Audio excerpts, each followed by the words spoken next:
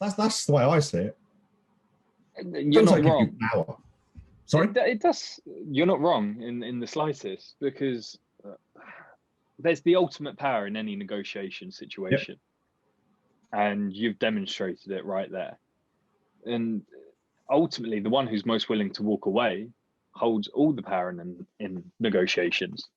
Yeah, absolutely. And I wish people would say that.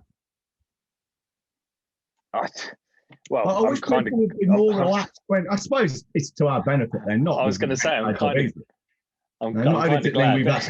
We've actually got clients who need our fucking help because they're not. But it also means our competitors are shit because they're the same. They get desperate.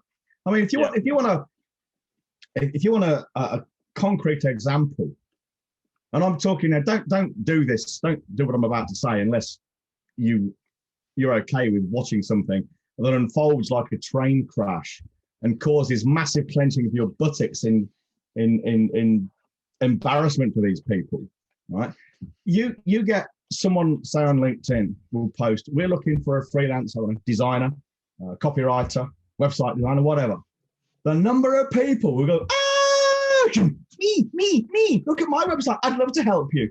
How pathetic is that? And you can see these people playing these fucking poor, deluded souls like fishes. You know, it's embarrassing. It really is embarrassing. If I was going to respond to that, I am a copywriter still for us and my client, but otherwise I'm not. I mean, I'm not a copywriter for hire. People can't afford me. Or they can, but they don't want to, which is fine. I'm just not interested. You know, if people come to write a sales letter or a marketing package, you're looking at 50k upwards. Take it or leave it.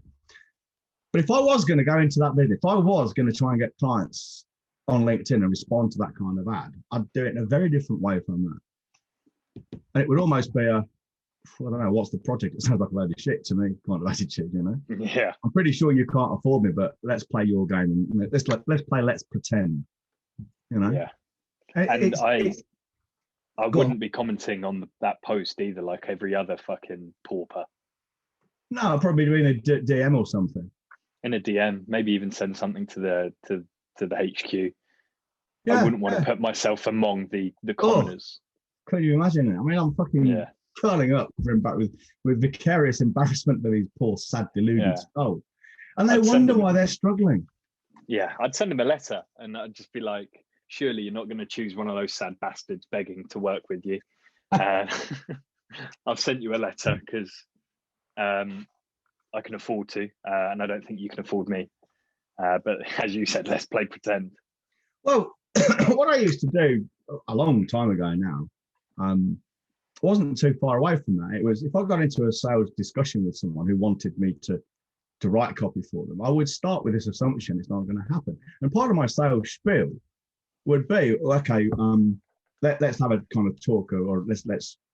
It was always by email. So when I say talk, I mean by email.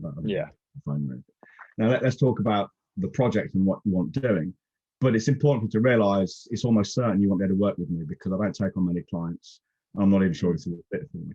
Right at the very top, beginning of it, it would be, you can't have me.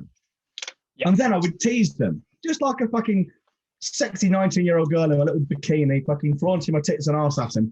You want this, but you can't have it. That's exactly what it was like. And I used that parallel deliberately because there's no difference. There's no difference in the marketing game and the mating game. What teases men and women sexually teases them in marketing terms too. Yeah. The only difference is the difference of style, not substance. It's all about what you want and you can't have. Hey, the best sex is teasing, isn't it? Mm-hmm. Yep. Take away sex. Sex is teasing. Fucking hell, I'm getting horny now. Just get me lube out. Also, we spoke about the triage process before. If you properly, if you work on that and you name that process that you want to take clients through, you can mention everything that you've just said with all those takeaway selling, and you can say to them, the only way I'll decide if I want to work with you is if you go through my triage system. Give it a different name. Obviously, we've called it all sorts. Business butt kick, which you hated. I can't remember the other names, but we've had about 5. Discovery, and we'd always say the only way you're going to even have a sniff at working with us is if you go through this system. Yeah, and if people and some people said don't want to, and it was fine, great, right? Well, it just changes the dynamics, because rather than them interviewing us, which is what had happened off the back of a LinkedIn post like that, it's us interviewing them. Yeah, and the thing is, flips it. no one will do it, or very few people do it that way. But you think about it, there's no logical reason why not. Because a sale is all a sale is an exchange of value. For some reason, there's an assumption that the money half of the value exchange is the most important one. Well, says who? Who made that decision? Yeah. I don't remember voting on that one. Do you? Yeah, I'd rather have my time than most people's money. Yeah, to be perfectly honest. Nobody alerted me to the vote on that one. I don't agree. I didn't remember signing up to that. Who said the money half of the exchange is the important one? I'm like fucking, bollocks to it. I disagree. My time, my integrity, my confidence, my courage, they are far more important than your fucking money. My ability.